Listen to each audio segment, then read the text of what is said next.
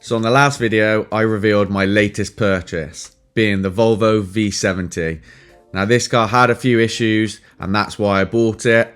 So we started off with a good old clean and then found a coolant leak along with some nasty wiring which needed to be repaired. Let's see what I find in this latest video.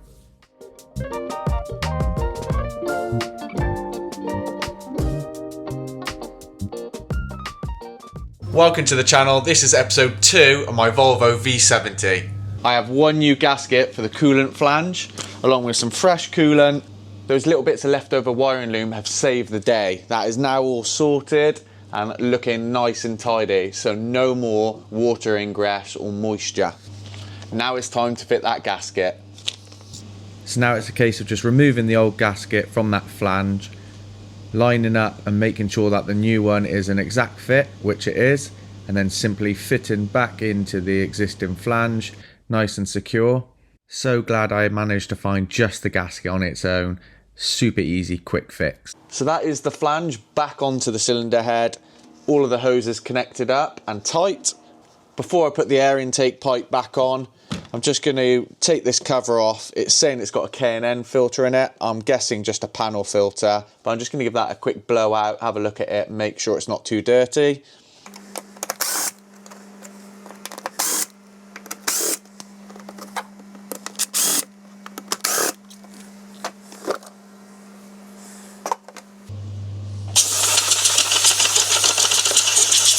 I can give this a little wash off.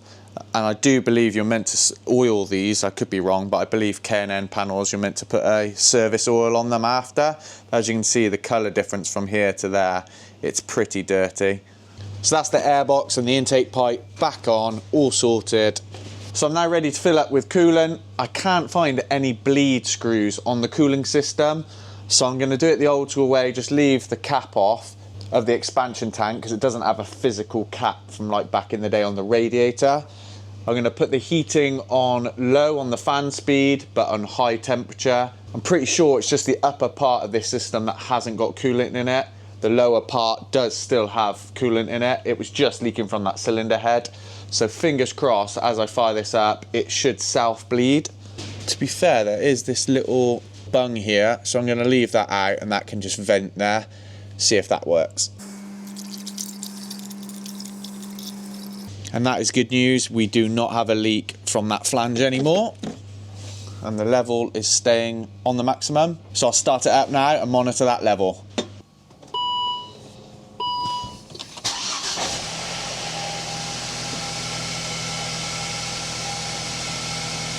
So I've topped the coolant up, it is running, the engine management light is still on the dash. I was hoping it might self-clear, but we'll get to that in a little while and put the code reader on it.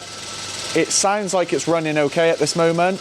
The heating controls are on as well, so I'll leave it 10 minutes running now and then see if it's warm inside in the cabin.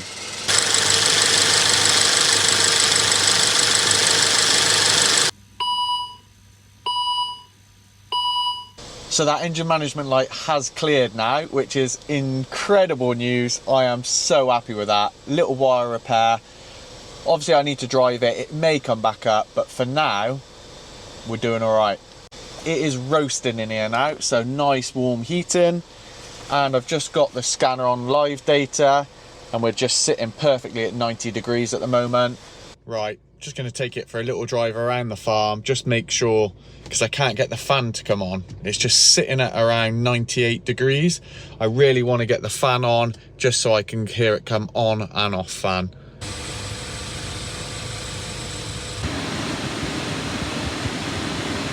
I parked the car out the back here. It has come on and off fan.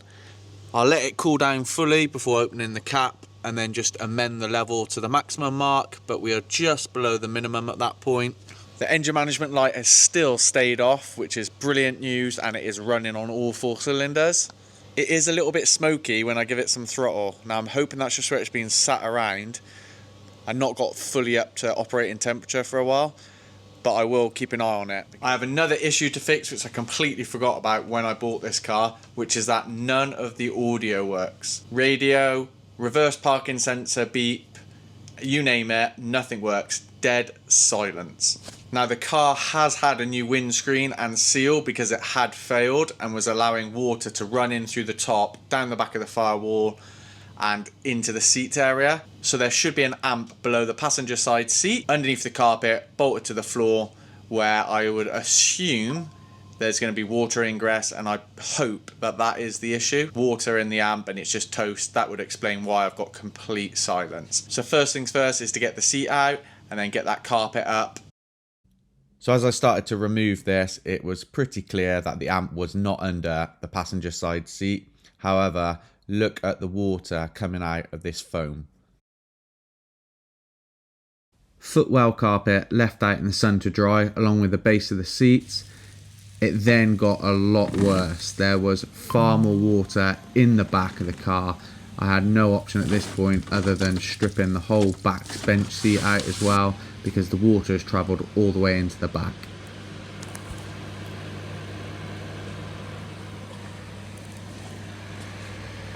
So 24 hours later, and it is now bone dry on the passenger side.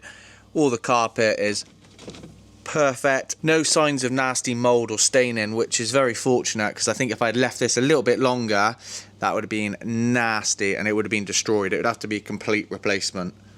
So there was no amp this side. I expected it to be bolted to this member here. So let's refit all of this and let's check the driver's side, because I'm guessing it's got to be under there, or it's completely different on this model.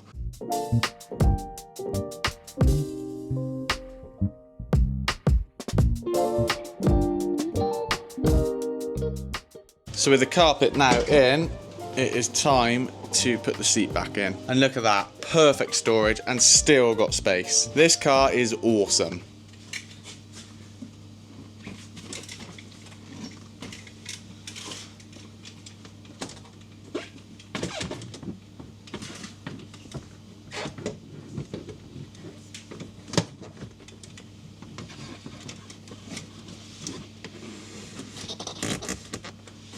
Oh no. I've had a mare. What?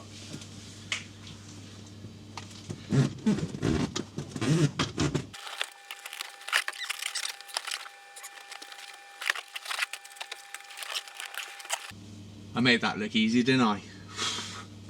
Massive brain fog there. That is not how you fit a seat. Connected the connectors, seats bolted down, made sure it all worked okay. It is hot. Don't know if it's picking up on camera, but I am sweating. It's been a stunning week, but it is approximately 30 degrees in here right now, and there is no fresh air coming in. That's even hotter out there, so sweaty Betty. Right, so that is the left-hand side all back together, all plugged in, everything's working fine. I'm going to leave the bench seat bit out at the moment, as I'm now going to tackle getting the driver's side seat out, and fingers crossed that amp is underneath there. But also I need to check the carpet this side. I'm pretty sure the leak was coming in from that top corner, and that's why that whole side is wet. But for the sake of a couple of bolts, connectors, and taking off some trim panels to inspect that floor pan, the last thing I want is rotten, dirty smelling carpet and corroded wires, because that is going to cause me all sorts of issues if it hasn't done already. So it turns out the amp is sat on top of the carpet. So if I had checked this side straight away, I would have been at this and I would never have gotten round and discovered that water. So blessing in disguise, definitely. Quick little visual on it. That is rust stained on the carpet. So there must be a bit of moisture this side. Let's get this amp off and have a look at the connectors and look underneath this carpet. There has definitely been moisture on this amp. Look at the state of that base plate of it, and it's stained the carpet. It is not in the best of conditions. The seals around the pins seem to have done their job. There doesn't look to be any corrosion on any of the pins, and the loom side with the pins, it's not going to be able to pick it up on camera, but they all look okay. There doesn't look to be any surface corrosion in them. That is an optics cable. I know that because I've seen that on the Porsche and I had a nightmare on the Cayman sorting out the multimedia system on that and getting it to recognise it. If you haven't seen that video, you can check it out here now. And the front piece of foam is damp, but there's no water coming out of it. But it does feel, like I say, damp. I can't see any corrosion in the loom here yet. And this side feels dry to touch here, but I'm not going to risk it. So let's get the front piece out and inspect that and have a little look further back as well. How long has that key been left there? Look at the state of it. There's hardly anything left of it now. So that is the first bit of the carpet liner out, and it's got water in it as well. Shock. So that's a blanking plug, but that's the first bit of corrosion I've seen on pins. If you can see the green on that, that's just been sat there taped up. But yeah, same again this side then. Gonna have to wipe it all down, dry it out, because water has just been sat in here. I'm gonna have to go through this front loom section here and just make sure those connectors are okay. Brief glance, they look fine, which is crazy to think. I may have got away with the loom, but I definitely think the amp has taken the brunt of that. And yep, it's out in the sunshine, which can only mean one thing. The main base piece is wet. So you guessed it, back carpet is now up, and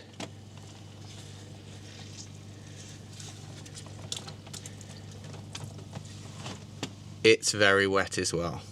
So same again this side, heater on overnight, just to dry this out with the windows open, let it all expel out the moisture, and then we'll be sorted, ready to refit, and then source a new amp.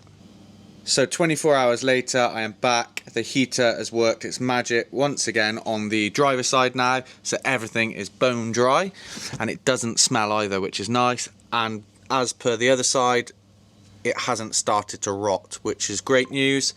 I've had another look around the harnesses and the loom. I cannot see any corrosion. These chassis ground earth points are nice and clean as well. They're not corroded. I've had a look on the internet and I cannot find this amp. The part number brings up loads, but the particular model number, which is for this Dolby Pro Logic system with a fancy system in this, they're just not about. I just don't think it was very common either. This has like the premium sound, I think it is. So yeah, so that is not ideal. I cannot source a second-hand one. There are a few sound places around which may be able to strip this down and fix stuff internally. I'm pretty sure it's going to be something wrong with the amp, considering all the wiring visually looks okay, and wow, the state of this thing, it is crazy.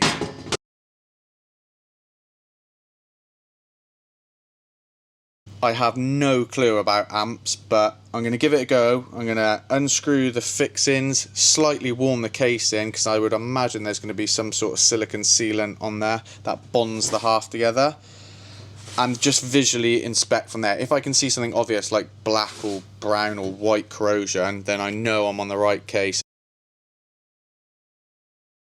So that outer casing come off pretty damn easy, so nice and gentle with a hot air gun, and it's pried off with my little tool. And straight away this main band here has a little bit of corrosion, if it will focus, just on that circuit board bit there, and there's quite a lot of green corrosion just in that band connector there. So I'm going to carefully pry that off and see if I can clean it up with a light bit of electrical cleaner and a cloth.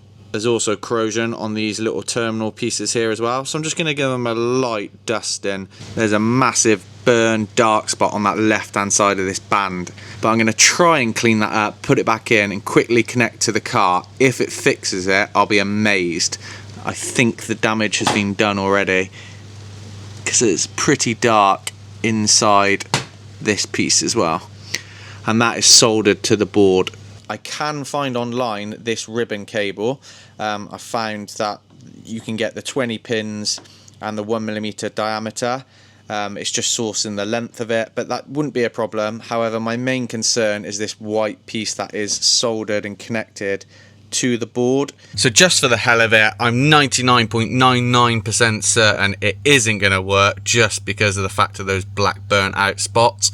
But I've loosely connected up the amp again, all the carpet's back in, the seat's just loose there. I'm going to try and see if it has made a difference from cleaning up the connectors. Like I say, I highly doubt it will.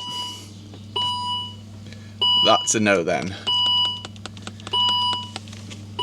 So I had to give it a go. So using the hot air gun, slowly heating it up and using my long nose pliers, I managed to get it off. So believe it or not, it's been about 2 weeks since I started looking at this amp. It has been a little bit of a pickle trying to learn and understand, first of all, what the connectors are called and also these cables. So this is called a ribbon cable. So that is the one I needed to fit from the top circuit board to the lower one. And then it was the connector itself that goes onto the circuit board. I ended up finding, I think, the exact one that was on it. It's a discontinued part and I've got it from America, so that's kind of a part of the delay on this.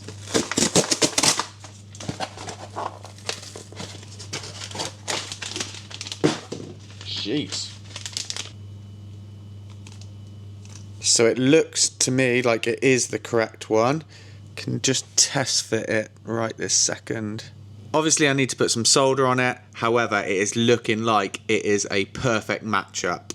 I've been banging my head against a brick wall with this and it has stressed me out trying to find the right ones. Now I know that that is good, it's time to move on to the solder part. While searching for the connector and that ribbon cable, I was doing a little bit of research of how I'm actually going to attach that to the circuit board. I would do a normal solder with soldering wire and the soldering iron. However, it seems a lot of people use a solder paste. It's got a nice fine nozzle on it and I'm going to put a thin amount onto the terminal pieces, then sit the connector on top and then heat it up. Right, so I've given this circuit board a little bit of a clean with some isopropyl alcohol. I'm now going to attempt a little bit of this soldering paste. Come on. Whoa, it's like a little worm. Now the guys online with all of these terminals just put a thin slither all the way across. So I am going to give that a go. I'm not going to go crazy with it. So there is my thin slither of solder paste. One on that bit of the terminal patch, one on that contact patch, and then a thin strip across the 20 little terminal points. And now it should be a case of just dropping this on. Oh, I could do with some tweezers. Come on. Now I've put that grey solder paste down, it's actually quite hard to see if the little tiny individual terminals are lined up perfectly. Right, I'm going to risk it. I'm going to go for the hot air gun and go really low temperature. This paste is meant to melt at 138. Obviously it's in a liquid form right now. I'm just going to heat it up slightly and that should, from the videos I've seen, go translucent or clear at least. And then once it cools down again, it should create the bond. I'm certainly no auto electrician, but I've got nothing to lose, so let's give it a go.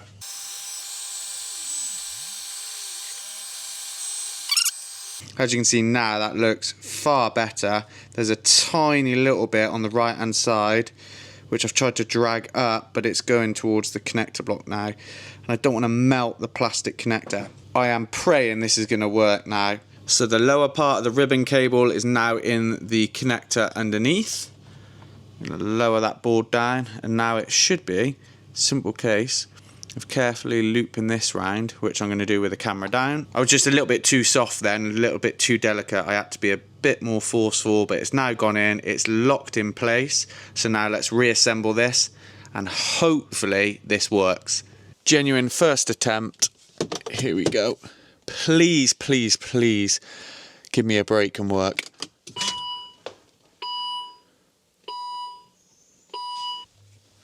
Come on. We have an AM. Do we have noise? Come on. Please work. Confirm OK. Come on. OK. Press power on. We have music, which I've never had before, but it sounds bloody awful. So what the hell is going on? Ah! No way! I've just turned the car on, as in started it. I'm gonna get done for copyright. But I've now got sound. But only in the back. Okay, so I've got nice clear sound coming from the passenger rear speaker, but nothing else is working.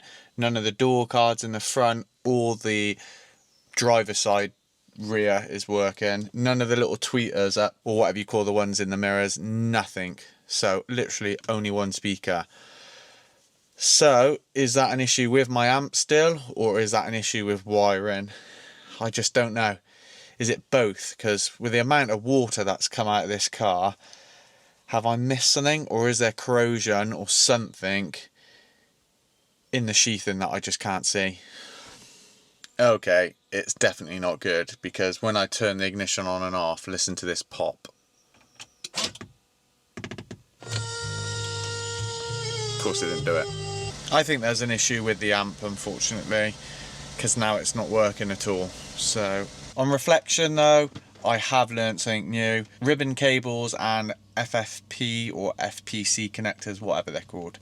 My head is frazzled now. It's all new to me, so that is a tick in the box for learning something.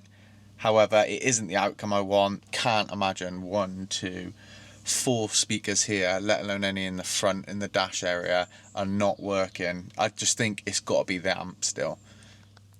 Right, I'm going to get the car outside and put those new wheels on it. Let's do something positive and productive. In regards to the amp, I'm going to have to just search high and low all over the internet for a used one. They are so rare. But like I say, let's get those wheels on and then go for a first proper drive in it as well. I am very excited to see how this thing feels, and it should pull pretty well. Right, this is it. The final wheel is on. I'm now going to release it off the jack and we will see the final fitment and finish with these new wheels on. I'm excited.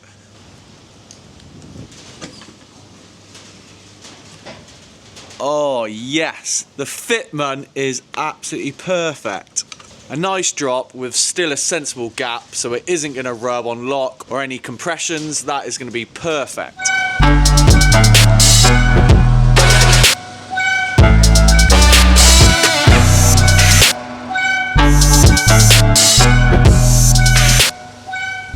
What a badass wagon that now is. What a difference as well. The silver wheels on that white paint, it just works so well. It's like a real nice OEM plus fit. I just can't stop looking at it. I think it looks like a proper badass wagon. So very first drive, and I am bloody impressed.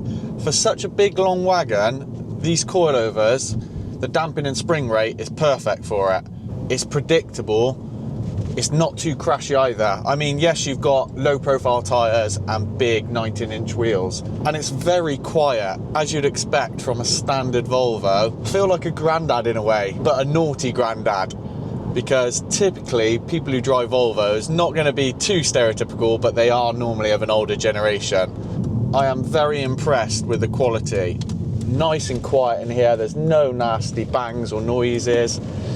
Go on! Here she goes, and it does go well. This thing is absolutely flying. Here we go. Air conditioning's working, cruise control's working, everything seems to be working apart from obviously the audio. Into one of my favourite corners. No oversteer, as you can imagine, in this thing, unlike the Porsche back in the day. God, it is quick. And then into a tight left. Gearbox, like I say, is a little bit slow, but it's not too bad, and we're out. So far, there is no nasty smoke out the back. When I started it up and ran it up to temperature to check the coolant, there was a little bit of black, almost blue, and I was worried it could be an issue with it burning oil. So far, nothing's coming out the back, so I wonder where it was misfiring. It just had unburnt fuel, maybe a bit of oil, and it's now kicked all of that out. But I will continue to keep an eye on that. But like I say, so far, looking in my rear view, after a couple of heavy pulls, and it's well up to temperature now, it seems to be good so far. This is the perfect time to end this video on a positive, on a high. It's driving, it hasn't overheated, it's super comfortable. The wheels work with the current ride height, so I don't have to mess about with that, so that's perfect. Thank you very much for watching. Once again, it's been a pretty cool episode, this one. Plenty more to come. We'll try and get this thing sorted. I've even lined up another car already, so hopefully that will go ahead. As always, stay safe, and I'll catch you in the next one.